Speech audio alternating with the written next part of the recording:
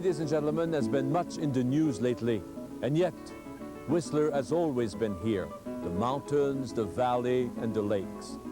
The Indians were the first to hear the whistling sound of the marmot, and then the white man heard it also at the turn of the century when he came looking for timber and resources of all sorts.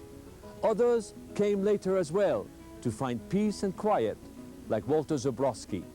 I want to be free, you know, and live quite in peacefully. That's why I came here. I like skiing, and I dream that one of these days I will have my own place for retirement. The Whistler Walter Zabrowski remembers was centered around the Husky service station at the foot of Whistler Mountain, which was then called London Mountain. In the early 60s, there were no lifts. These came with the Garibaldi Lift Company, which opened its facilities in the 1965-66 season. In the late 60s and early 70s, it was an instant success with experienced skiers. One of these was Charles Doyle. It was sort of more of a haven for skiers, actually, like young skiers. It wasn't as commercial. It was more just skiing, very quiet. The growth of Whistler in those years has been described as an invasion, with no overall plan and strategy. A more controlled and orderly process was called for. Al Raines, an energetic ski coach and the husband of Nancy Green, assumed the leadership of the innovators. He persuaded the NDP government of the day to incorporate the municipality of Whistler in 1975 and to launch the dream of building an international year-long resort, incorporating Whistler and Blackcomb Mountains. Construction began in 1979. Pat Carlton, the first mayor of Whistler and the chief executive officer of the Whistler Land Company, as it was called before its demise, was much involved in that dream. Well, you have to remember that the village, as we see it here today, was reserved as the Olympic site. And we had worked on this prior to 1975 when the municipality was incorporated. So we had visions of a destination summer and winter resort focused from the village. Yes. And as you know, the winter theme is always fairly strong here. There's no question about that. But we had to bring in the summer. So you can't build something like this for 4 or 5 winter months business. You have to look to the 12 months, and that's where we were really planning on the summer theme. And you were going to spend about $500 million, roughly. Well, that's updated figures was 500 million. It was never intended to start with. We were talking, when I turned the sod in 1977 for the village, we were talking $50 million. And of course, it just kept going and going. And so, ladies and gentlemen, here we are in 1983. Some $225 million later in building tourist accommodation and services. Some 20 million spent on refurbishing an old mountain and building a new one with 8 triple chairlifts, 7 double chairlifts, 2 T-bars, 1 gondola that can lift 15,000 skiers on 2 mountains with the highest vertical lift in North America. We have some 4,000 tourist beds in this city. We have the most unparalleled scenery in the world, which was enjoyed by 650,000 skiers last year. And we have a municipality, a town of some 2,500 inhabitants. Where are we in 1983? What has happened to the dream of 1978 to build an international all-year-round resort here in Whistler? Well, as you have found out, ladies and gentlemen, the government has had to step in to assist the continuous development of this Whistler resort. What went wrong? Biggest shock we had was in November last year when Mr. McEachern decided that there was no more MERB programs, things of that nature. Now, a lot of Whistler was constructed under a tax incentive or soft cost write-off, things of that nature, where an investor could get involved here, write off a lot of the soft costs and things of that nature. When that became none available to the investor, he started to lose his interest. To Walter Zabrowski, what went wrong was a lack of priority. Firstly, to build a proper transportation to Whistler and beyond Then start to develop two separate entities, one at Whistler and one at Blackcomb, and stay that way until transportation problem will be resolved. Because we are today at a dead-end road and won't much improve until Vancouver will reach about 4 or 5 million population to justify present development here. And he holds the former NDP government of Dave Barrett responsible for the mess everyone is in. 1975, they proclaim Whistler as a resort Yes.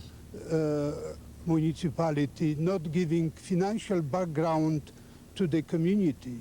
And that was the main problem, you know. The main mistake.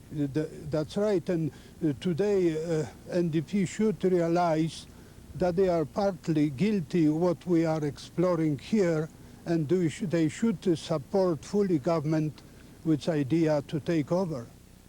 So Whistler, the international resort of Canada and the first of its kind in our country, needed to be bailed out.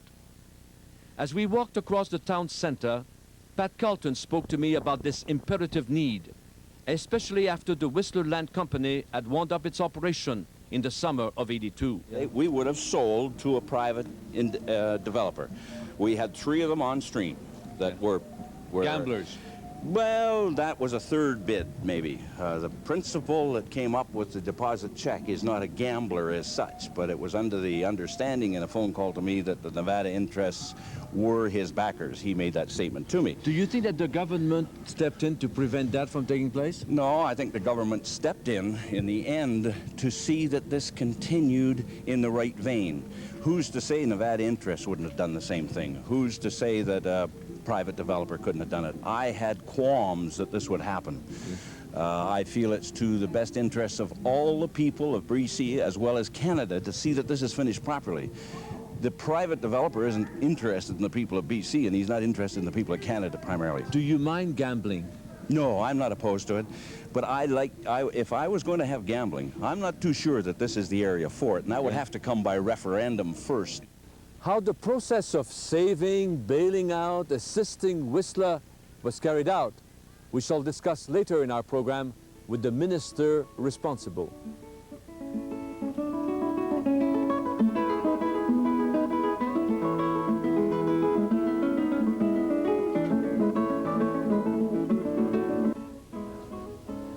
To the people who live here and who have businesses and who work here, and also to those who use the facilities of Whistler Resort, the decision of the provincial government has been, I think, a good one. Here are some views of the residents, the merchants, and the skiers of Whistler.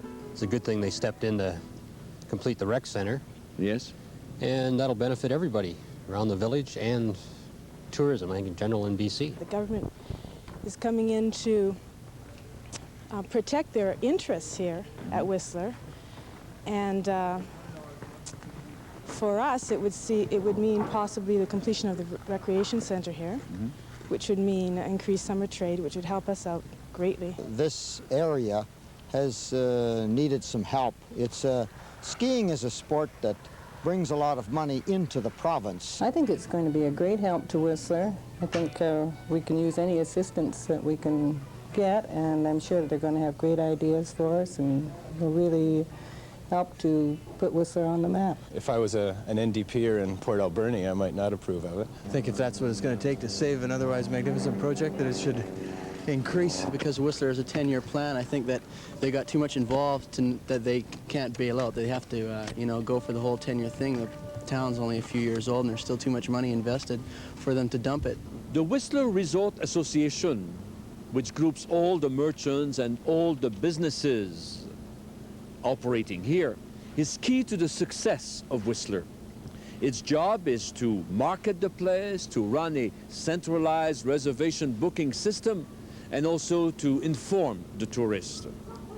The government's involvement in Whistler, or takeover, choose whatever words you want, has meant a soul searching for the association. On January the 27, 1983, it met in Vancouver, and one day later, on January the 28th here at this hotel of the Delta Mountain Inn. Its meeting was to map out strategies, to change its bylaws, to alter the composition of its board of directors, and to raise its fees, or so we have been told, since the press was not admitted to the meeting. However, it was possible for me, after the meeting, to meet Mr. Earl Hansen, the executive director of the association, in the cozy bar of the Mountainside Lodge. The new Crown Corporation would want the option to exercise majority control if it came to that. That means, though, that you're no longer independent. You are an agent of the government. They will do what they want. Basically, the decisions of the association will be very influenced by the government with 2 representatives on the board, and the discussions that have existed so far will mean that there is a general objective to be taking place at Whistler, which is basically to see to it that the job that was started, that was here, is finalized and is completed. Why should we, as taxpayers, put our head in the noose? I mean, obviously you have not been able to work it on your own, and you need the government's assistance to finish it. Why should we have to foot your bill?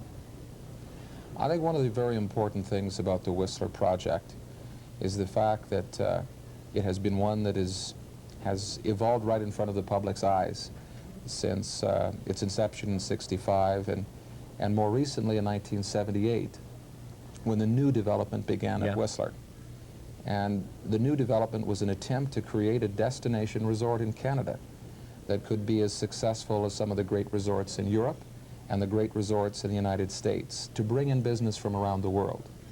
At the present time at Whistler, due to a variety of conditions, the inability of land to command the prices it once did, the softening of the economy, Whistler has reached a point in which some critical facilities would not go ahead without the intervention of some agency. That agency, it would appear, is going to be the government through a Crown Corporation.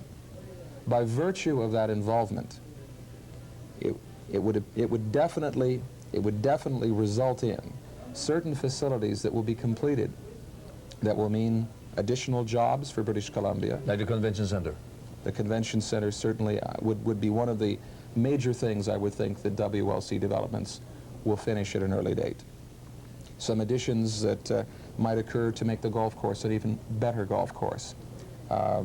The facilities that are essential to make Whistler a year-round destination.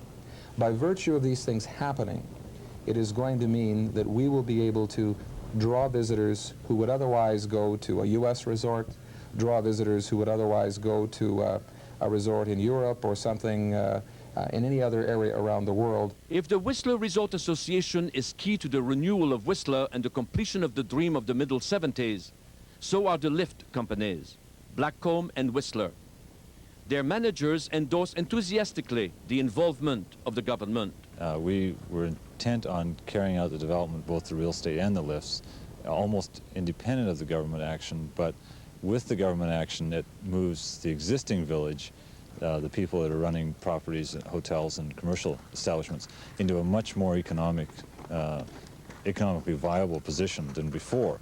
So that, of course, speeds up our ability to do the developments on Blackcomb. The government's involvement for the lift company is very positive in every whichever way, and particularly when you look at the total Whistler resort aspect. Probably as a lift company alone we could exist, but as a destination resort for Whistler, it is an excellent idea because we have a half-finished product here and we would like to see it finished over the next 3 to 5 years.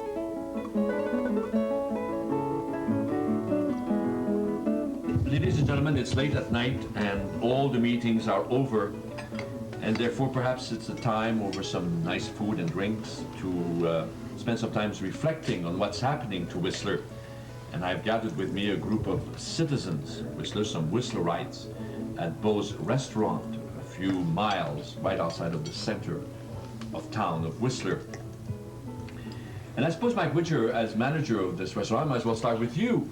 You come from the exotic East, and do you think really that Whistler can make it as an international year-long summer resort? Since I got here, I was put on a transportation committee to get a shuttle service going in the evening. And with the town center and the outlying restaurants and hoteliers, there's been a good response.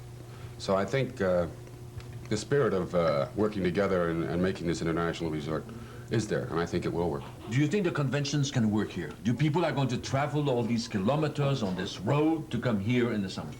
Yes, as soon as we have the facilities that I would like to see developed, which is, of course, the golf course and the tennis and so on. But the key is, in my opinion, administration, organization, and good product when they get here. Will your taxes go down? Because the taxpayers, are paying for you?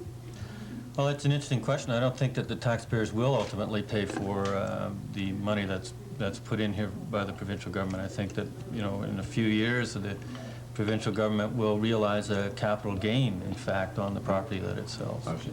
And you, Glenda? Glenda, you, with the newspaper, what does the people feel here? Is this a community, or is this just a jet-set town?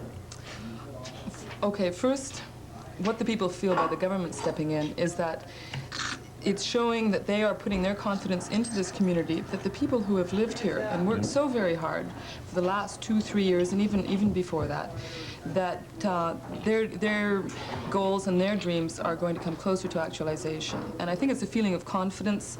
It's very, very positive. I've not heard anything negative about the government stepping in, taking over the land company.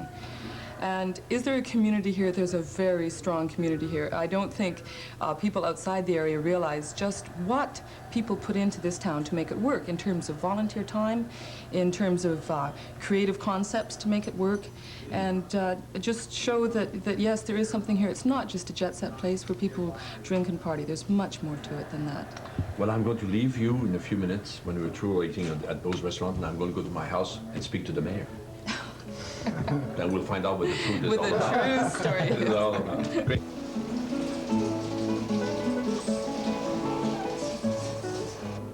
Mr. Angus was elected mayor of Whistler in November 1982, having sat on the municipal council for many years. Please come and have a drink. Thank you. What would you like to drink? Oh, there's a little scotch and water, please. All right. Now, Mr. Mayor, there are really 3 questions.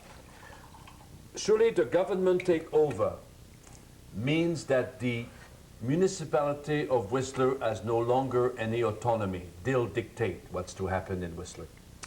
Well, you know, first off, I'm glad you don't use the word bailout, because it's not a bailout, and I don't think so. Hopefully, well, not hopefully, I believe we have some sort of control. We have control, thank you. Yeah. We have control through zoning and development permits and other instruments of the government, which they basically set up to keep control within the municipality in the development. We're in a much better situation dealing with now a developer other than ourselves. So the government is a developer? Yes. Period. If you took an election as an election issue that there will be gambling in Whistler, would you get re-elected by the residents and the voters? For or against? For gambling? I'd get defeated. You get defeated? I think so. So it's an uphill battle if we're going to have gambling? I think so. Finally, to have a community, you need theater, you need a church, you need a whole lot of activities. If you're going to bring the people here, and also you need that the people be plugged in of the community into the tourist trade. First question, are the people plugged in into the tourist trade who live in Whistler? Or is it a private club for the jet set? No, it's not a private club to the jet set. Yes, they are plugged in. We have from the $5 a night or whatever they charge, the youth hostel, right up to the $800 a night blue room or whatever they call it at the Delta Hotel. I think we're on our way to satisfying everybody's needs.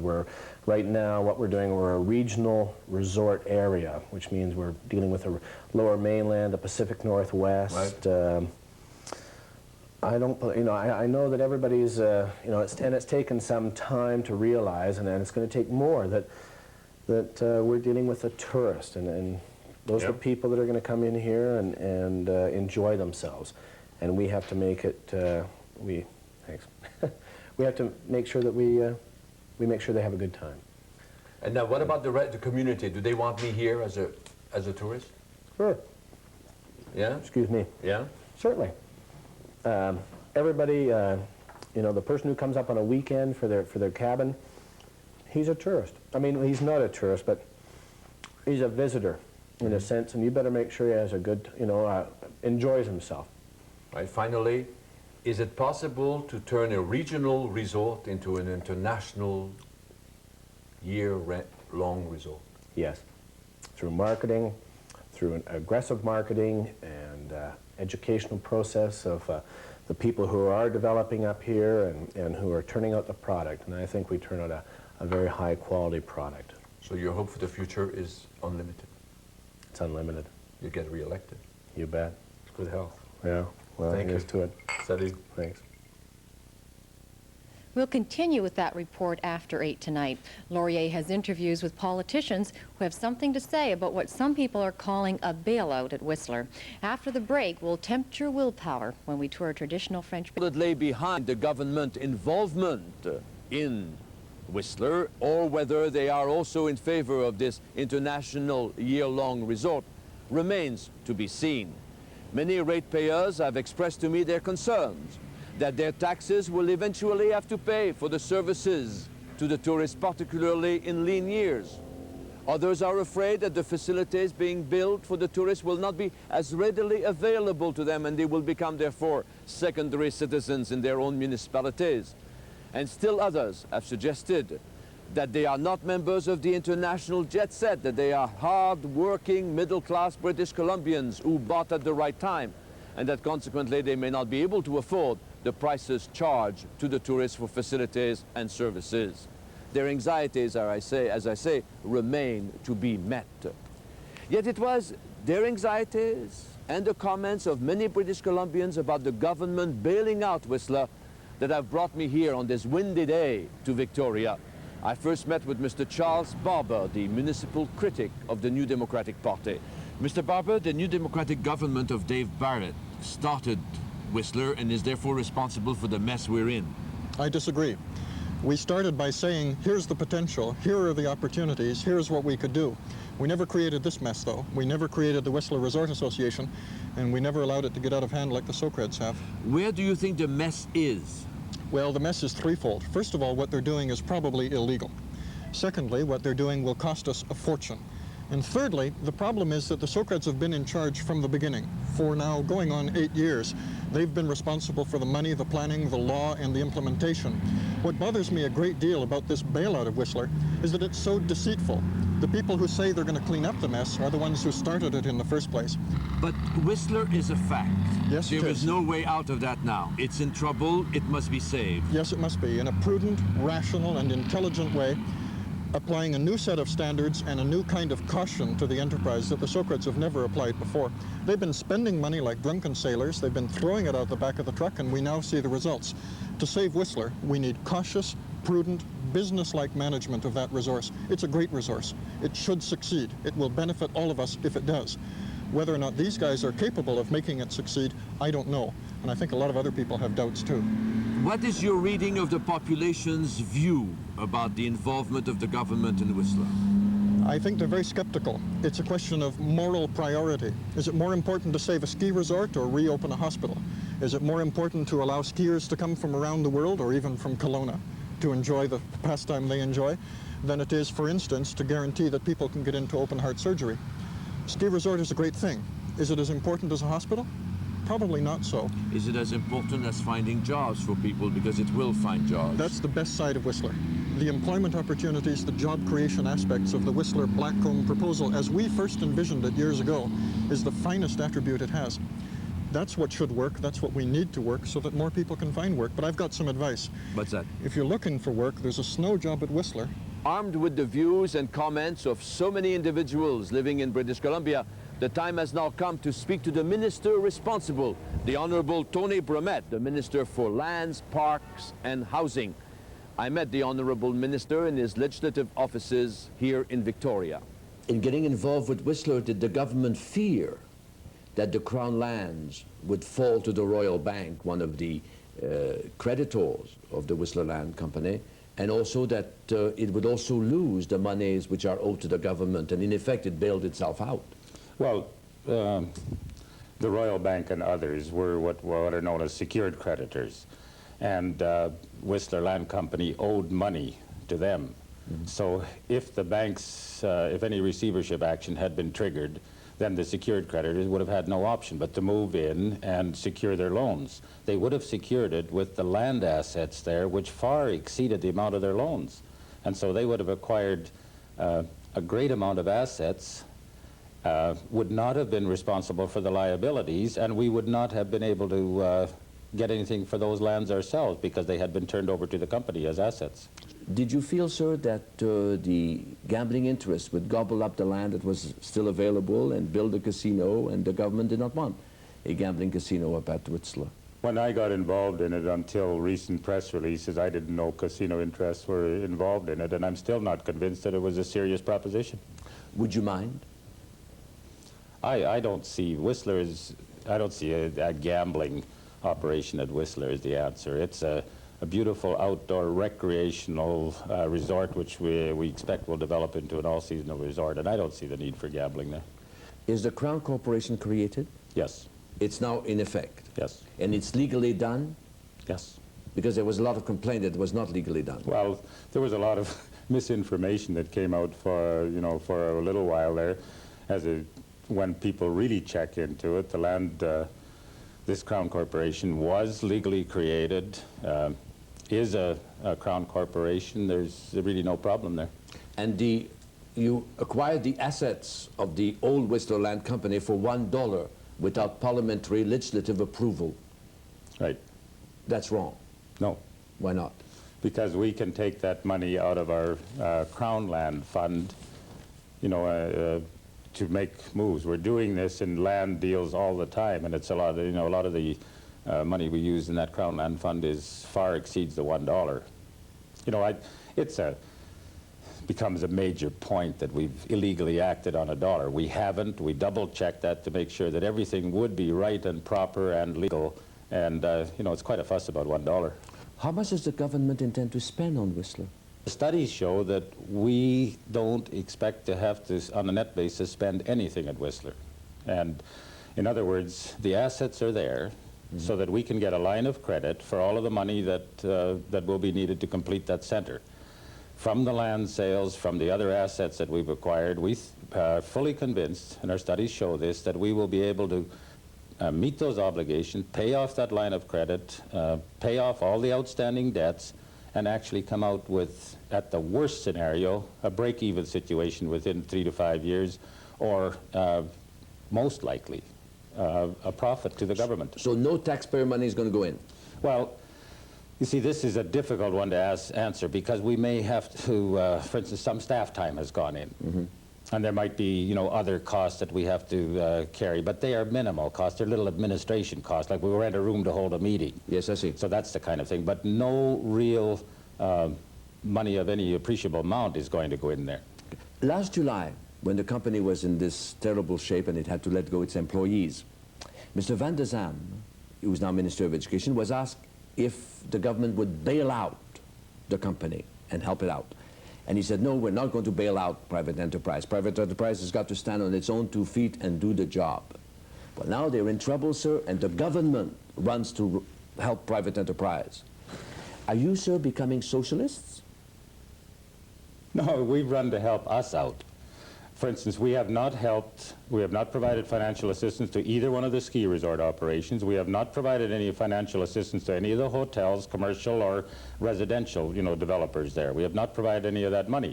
What we were facing is that if we didn't move, all those assets would go, and we would end up with a possible $20 million bill, which would end up being charged to the taxpayer. By taking this action, we feel this Crown Corporation can act like a commercial operation, borrow the money that it needs, utilize the assets, or realize the assets that it has acquired, and pay it all off and make Whistler into a resort community and go. So we're not really bailing out. Right. Last question, sir.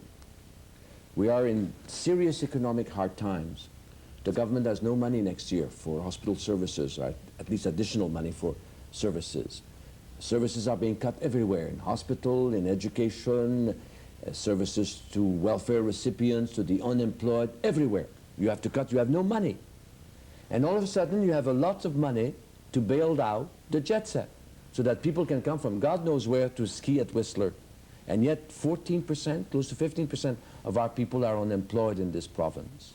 Of course, our critics and our opponents are trying to sell this point. What they're missing is we have not taken any money from any of those other sources that funds hospitals, welfare, etc., all of the things you've mentioned. We've not taken any money from that.